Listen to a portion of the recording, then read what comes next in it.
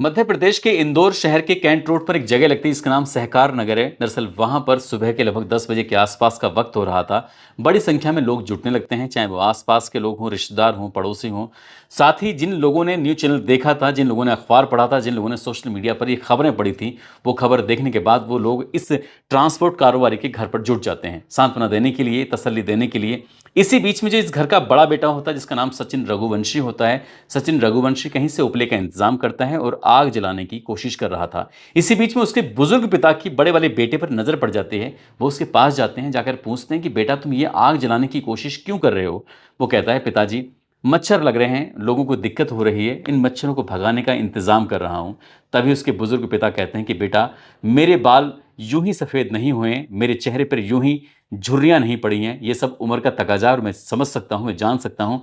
जब कहीं कैजुअल्टी होती है तभी इस तरह की आग जलाई जाती है, इस तरह से धुआं किया जाता है। दरअसल इस घर का एक बेटा है जो लाडला बेटा है, सबसे छोटा है।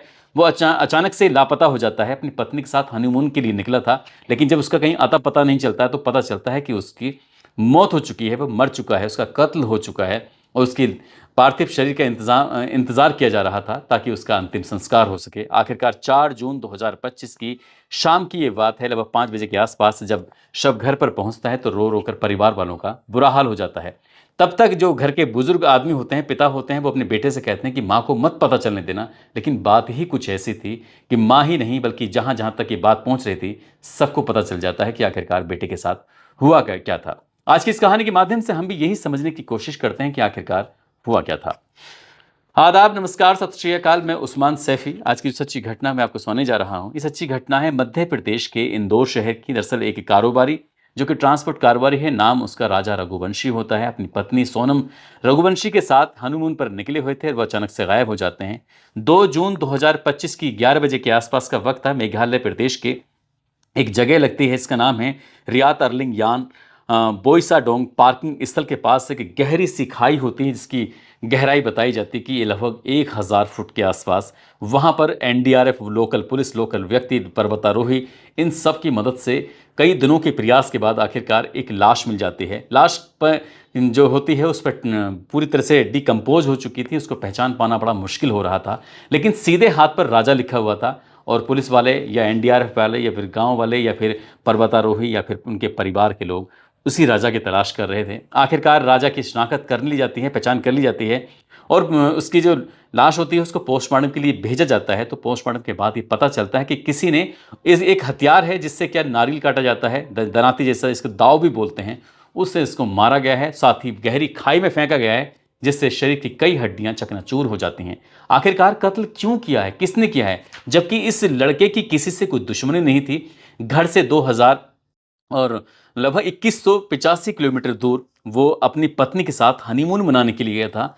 अभी गए हुए यहाँ पर लगभग 48 घंटे भी नहीं हुए थे। किसी से इतनी गहरी दुश्मनी कैसे हो सकती है कि वो नारियल काटने वाले उस हथियार से उसका कत्ल करेगा, उसको मारेगा। अब वो तो मिल जाता है, लेकिन जो उसकी पत्नी है सोनम रघुवंशी, वो कहाँ है, उसके लिए अभी भी सवाल खड़े हुए थे। अब उसको तलाश करने के लिए वही एनडीआरएफ की टीम, एसडीआरएफ की टीम, साथ ही लोकल पुलिस स्टेशन, लोकल के व्यक्ति, लोकल के जो भी मदद ले सकते थे, पर्वतारोही, सबकी मदद ली जा रही थी। लेकिन कहीं कोई पता नहीं चल रहा था। पत्नी नहीं मिलती है, पति मिल जाता है, लेकिन पति के पास अपना मोबाइल होता है, उसके अपनी कुछ सोने की अंगूठियाँ होती हैं, चैन होती हैं, कुछ ज़रूरी चीज़ें थी, वो सब पर्स वगैरह कुछ मिले ही नहीं थे। अभी भी एक सवाल था कि आखिरकार हुआ क्या है। जब पोस्टमार्टम की रिपोर्ट आने के बाद आखिरकार उस पार्थिव शरीर को, उस डेड बॉडी को, जो उसका छोटा भाई होता है, उसको लेके अपने गांव चला जाता है, अपने घर चला जाता है। और जब ये खबर लोगों को पता चलती है तो लोगों को यकीन नहीं हो रहा था कि आखिरकार ऐसा क्या होता है। दरअसल 11 मई 2025 की ये बात है। जो लड़का राजा रघुवंशी होता है, राजा रघुवंशी की उसकी सोनम रघुवंशी नाम की एक लड़की से घर वालों की, परिवार वालों की सहमति के बाद अरेंज मैरिज होती है, शादी होती है। परिवार के लोग बड़े खुश थे, बड़ी संख्या में लोग जुटे थे, सब लोगों ने बड़ी खुशियां मनाई थी। और ये पहला प्लान करते हैं, फैसला करते हैं कि कहीं कहीं घूम के आते हैं, देश के अलग अलग हिस्सों की प्लानिंग करते हैं कि यहाँ इस जगह पर चलते हैं, उस जगह पर चलते हैं। फाइनल होता है कि काम करते हैं, पहलगांव चलते हैं। पहलगांव में भी कुछ दिन पहले ही आतंकवादी घटना हो जाती है, लेकिन वहाँ का प्रोग्राम कैंसिल करने के बाद इनकी इच्छा थी कि माँ कामाख्या देवी के दर्शन भी हो जाएंगे। गुवाहाटी चलते हैं और पास में शिलोंग एक बहुत अच्छी जगह है, यहाँ की पहाड़ियाँ बड़ी सुंदर हैं और यहाँ के जो पेड़ पौधे हैं बहुत ही ज़्यादा अट्रैक्ट करने वाले हैं। एक काम करते हैं, वहाँ चलते हैं। इसके लिए जो पत्नी है खुद प्लान करती है, खुद हवाई जहाज़ की टिकट बुक कराती है और आखिरकार वो 20 मई 2025 को यहाँ से निकलते हैं, बेंगलुरु होते हुए सीधे शिलांग पहुँचते हैं। शिलांग पहुँचने के बाद ये पहले तो माँ कामाख्या देवी के दर्शन करते हैं, वहाँ से उसके बाद फिर शिलांग की यात्रा के लिए निकल जाते हैं।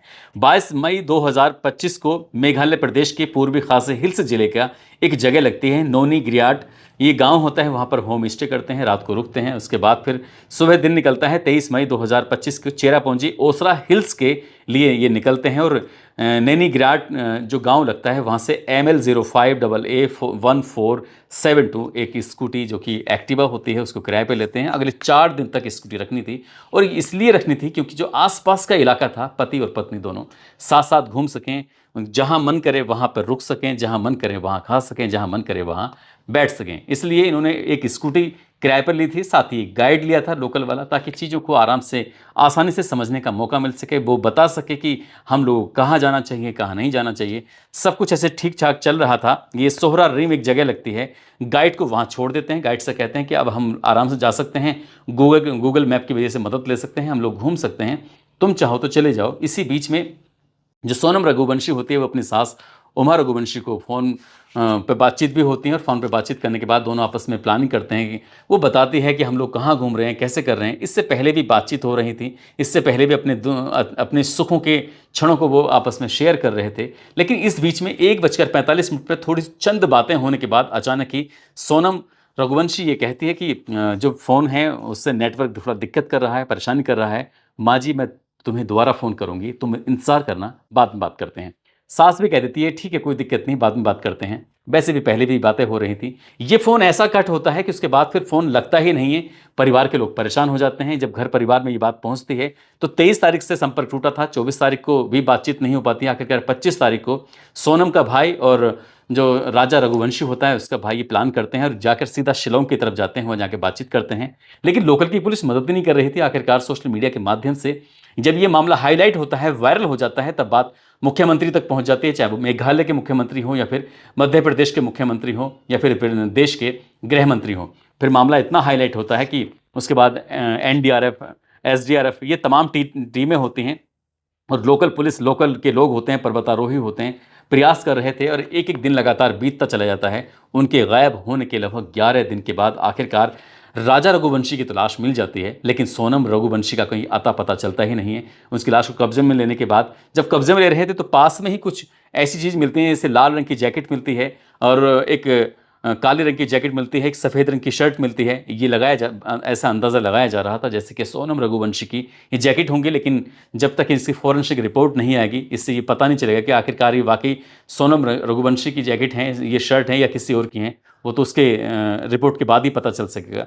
लेकिन जहाँ लाश मिलती है उसके पास में ही एक नारियल काटने वाला हथियार मिलता है। उस हथियार को देखकर अंदाज़ा लगाया जा रहा था जैसे कि राजा रघुवंशी की इसी से काट कर उसकी हत्या की गई है। उसको ही उस ज़्यादा जो नुकसान पहुंचाया गया उसी वजह से पहुंचाया गया। साथ ही लाश को एक बहुत गहरी खाई में डाल दिया जाता है और गहरी खाई में जाने से उसके शरीर की कई हड्डियां टूट जाती हैं। जहां पर वो लाश मिलती है वहां से एक बड़ी सी दीवार है जो 5 फुट की ऊंची होती है। उस सीमेंटेड दीवार को लांघना बहुत मुश्किल काम है, लेकिन वो लांघ कैसे जाते हैं। आखिरकार परिवार के लोगों ने मांग करना शुरू किया सरकार से, प्रदेश सरकार हो या फिर देश की सरकार हो, कि जो राजा रघुवंशी के साथ हुआ है इस मामले की CBI जांच होनी चाहिए। हालांकि मेघालय की सरकार ने SIT का गठन किया और भरोसा दिलाया कि हम इस मामले की जांच पड़ताल उच्च स्तरीय करा रहे हैं और जितनी जल्दी हो सकेगा कातिल को ढूंढेंगे। उन्होंने भी ये मान लिया है कि वाकई राजा रघुवंशी की हत्या की जाती है, वो भी एक ऐसे हथियार से जिससे क्या नारियल काटा जाता है, और साथ ही उसके शरीर पर काफ़ी चोट पहुंचाने की कोशिश की है। लेकिन सवाल यही उठता है कि लगभग 2000 किलोमीटर दूर, जो अपने घर से, अपने परिवार से दूर है व्यक्ति, नई जगह है जहां गए हुए भी 24 घंटे या 48 घंटे का समय भी नहीं हुआ है, वहां किसी ऐसे व्यक्ति से ऐसी भी क्या दुश्मनी हो सकती है कि जो सीधा मौत के घाट उतार दे और उसकी पत्नी को पूरी तरह से गायब कर दे। पत्नी कहाँ है इस बारे में भी सोचकर परिवार वाले सिहर जाते हैं। परिवार वालों का भी रो रो कर बुरा हाल हो जाता है। परिवार वाले मीडिया के माध्यम से यही मांग कर रहे हैं कि उनकी बेटी की हिफाजत की जाए। वो कहाँ है उसको जल्द से जल्द सकुशल बरामद किया जाए। और यही हम भी दुआ करते हैं, यही हम भी प्रार्थना करते हैं कि सोनम रघुवंशी जहाँ भी हों सुरक्षित हों, परिवार के पास पहुँचे। क्योंकि एक व्यक्ति इस घर का जा चुका है, मर चुका है, और जिसके घर का कोई जाता है वही अंदाज़ा लगा सकता है कि आखिरकार उसके दिल पर क्या बीत रही होती है।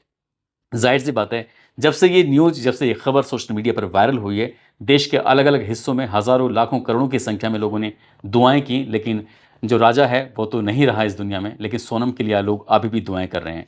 साथ ही ये मांग कर रहे हैं कि इस मामले में वाकई सीबीआई से जांच कराई जाए और जो भी कातिल हैं, जो भी हत्यारे हैं, उनको जल्द से जल्द, कम से कम समय में पकड़ा जाए, उनको कोर्ट से सजा दिलवाई जाए, ताकि ये मैसेज दिया जा सके कि जो लोग दूर दराज के लोग घूमने के लिए जाते हैं, टूरिस्ट पैलेसों पर जाते हैं, आखिरकार उनके साथ ऐसी घटनाएं अगर होती रहेंगी तो वो घर से निकलते हुए डरेंगे, सहमेंगे, कहीं जाने से भी कतराएंगे। और कुछ ऐसी जगह हैं, भारत ही नहीं, अलग अलग जगहों पर, जहाँ पर जिनका मेन मकसद, जिनका मेन जो कमाई का सोर्सेज होता है, वो इस तरह के टूरिस्ट पैलेस होते हैं। यदि इस तरह से लोगों पर खतरा आता रहा तो कोई घर से निकलने की हिम्मत भी नहीं जुटा पाएगा।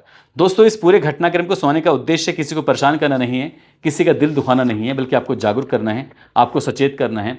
जाते जाते आपको ये भी बताना है कि जिस तरह से सोनम के पास और राजा के पास लगभग 4 मोबाइल होते हैं, हालांकि बताया जाता है कि 1 मोबाइल तो बरामद हो गया है, लेकिन 3 मोबाइल बरामद नहीं होते हैं। साथ ही जो राजा है उसके सोने की अंगूठी, सोने की चैन और भी कई ज़रूरी चीज़ें थी, पर्स और उसका पावर बैंक, इस तरह की कई ज़रूरी चीज़ें उसके पास थीं, जो उसके पास से गायब थीं। ज़रूर किसी ने रॉबरी के हिसाब से, या फिर कोई वैसी कि एक जगह कॉफ़ी पी रहे थे और वो कॉफ़ी वहाँ पसंद नहीं आती है, तो इस बात को लेके भी थोड़ा मनमुटाव हो जाता है। लेकिन क्या इतने से मनमुटाव के लिए कोई किसी की जान ले सकता है? जैसे स्कूटी जिससे ली थी, कहीं न कहीं उस पर भी शक है, और एक होटल में रुके थे उस पर भी शक है। कई ऐसी जगह थी, मंशाएँ, उनकी मंशा पर सवालिया निशान लग रहे हैं। अब ऐसे में परिवार वालों की तसल्ली के लिए इस मामले की जांच होनी चाहिए, वो भी उच्च स्तरीय जांच होकर जो कातिल हैं उनको पकड़ा जाना चाहिए और उन्हें सज़ा मिलनी चाहिए। दोस्तों, जाते-जाते राजानंद गाँव के रहने वाले हैं कनक पटेल, साथ ही पानीपत के रहने वाले हैं आयुष, और आज इनका जन्मदिन है। इनको जन्मदिन की ढेरों सारी शुभकामनाएँ, बहुत-बहुत मुबारकबाद। कुछ लोगों ने नाम लेने की अपील की है, जिसमें अर्चना सिंह हैं, गणेश हैं, दमरूलाल यादव, डॉक्टर नरेंद्र कुमार, मोहित खिलेरी, रोहित खिलेरी, शिल्पा, रंजीत सिंह, एमडी जसीम अंसारी, नीलम रस्तोगी, एमडी शमशेर रजा, शंभू साहू, शरीफ खान, डॉक्टर नितेश कुमावत, सुनील कुमार। आप सब लोग अपना ख्याल रखें, सुरक्षित रहें। जय हिंद, जय भारत।